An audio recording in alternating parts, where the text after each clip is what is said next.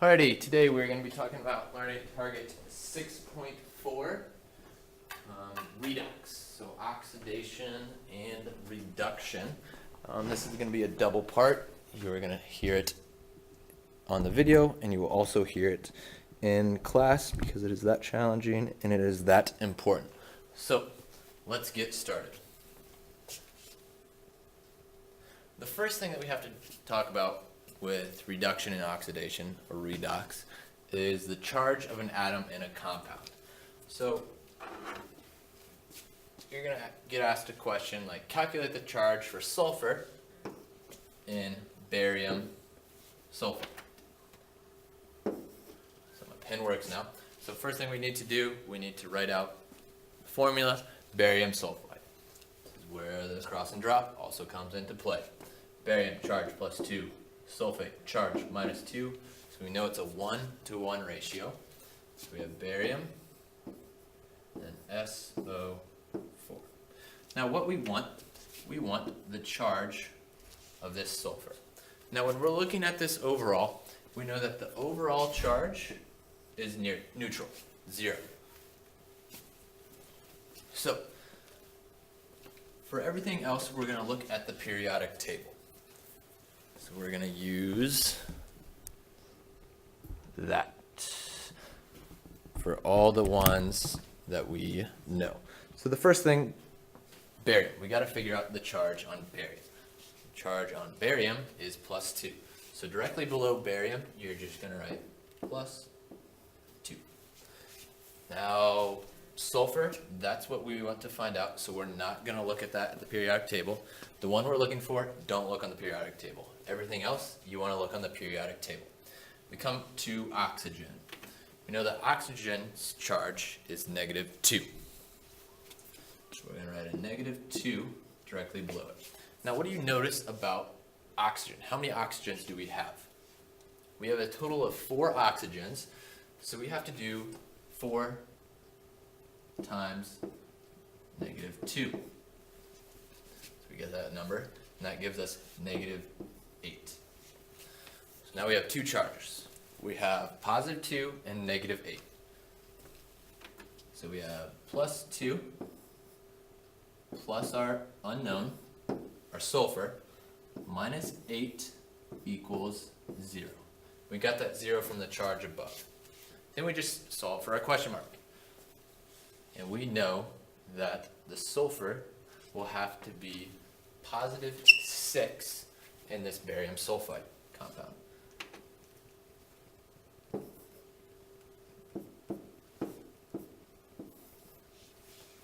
So the charge, the formal charge on this sulfur in barium sulfate is +6. Let's do one more together, and then I have a few for you on your own. So this one, what is the charge on the chlorine in this molecule? So chlorines are unknown. So first thing we have to look at the charge of the H. We know that the charge of hydrogen from the periodic table is +1. So we have +1.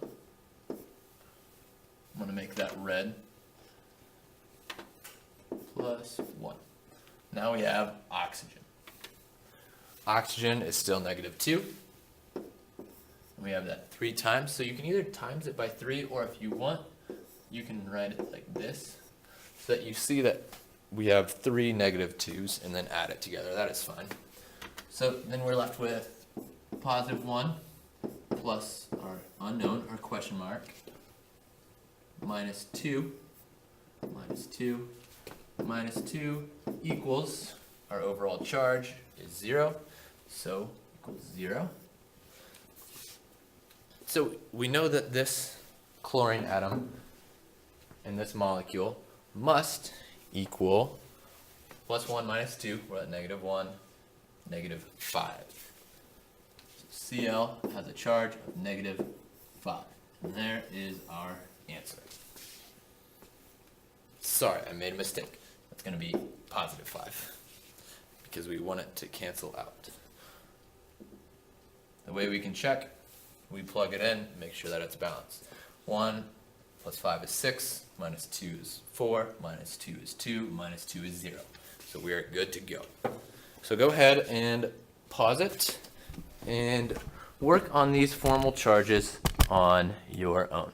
So the first one is boron tetrahydride, so BH4.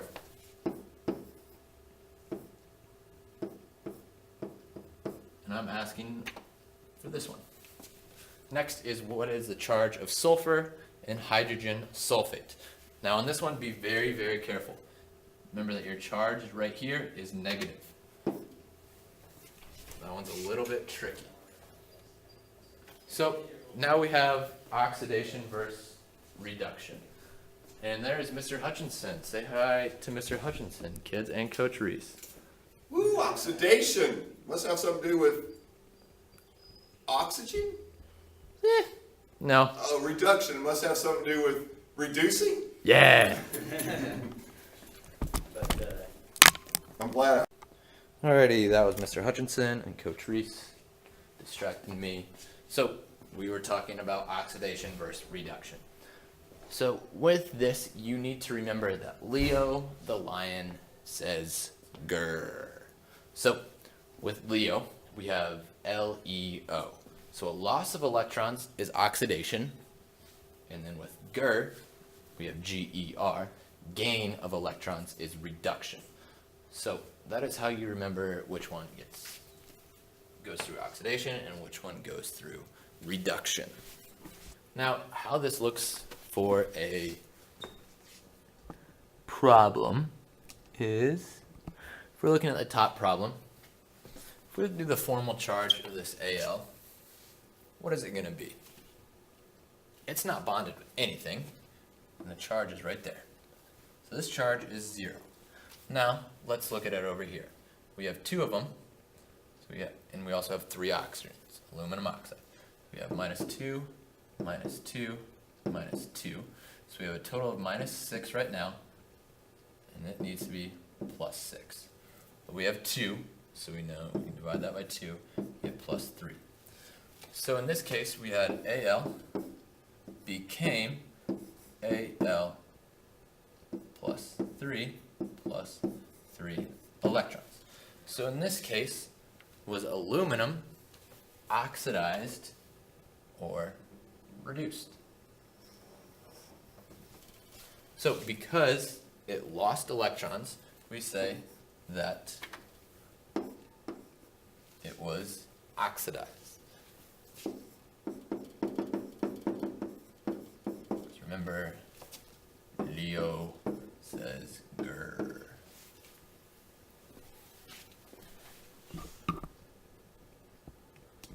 All right, so let's look at what's happening with oxygen. So we have O2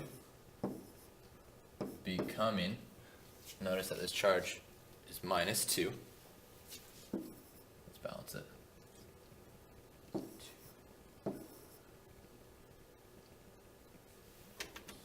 Not how you balance it, Mr. Rescorla.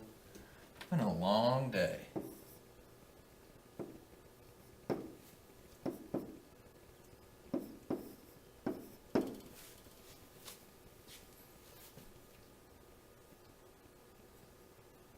So with this O2 is losing electrons, therefore it is oxidized as well. Let's look at the bottom one now. Sulfur plus NO3 yields sulfur dioxide plus nitrogen monoxide. So let's do nitrogen. Let's look at the charge of nitrogen. So on this side, the charge is, we have minus 2, minus 2, minus 2, and I don't know if you can see it right there, it's a minus 1. So this nitrogen, its overall charge is going to be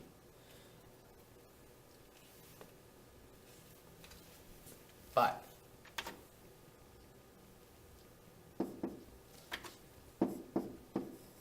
Because plus 5 minus 6 equals negative 1. So nitrogen it's plus 5. And over here, we have minus 2, it's plus 2. So to get from positive 5 to positive 2, 2, positive 2, we have to add 3 electrons. Therefore, because we're gaining electrons, we say that nitrogen was reduced. So now work through these two problems. First one is magnesium oxidized or reduced. And the second one is nitrogen being oxidized or reduced. Don't worry about iodine. Let's not worry. Let's cross that out. Go ahead and just do nitrogen on that second one. All right. Thank you and have a good day, morning, night, whatever it may be.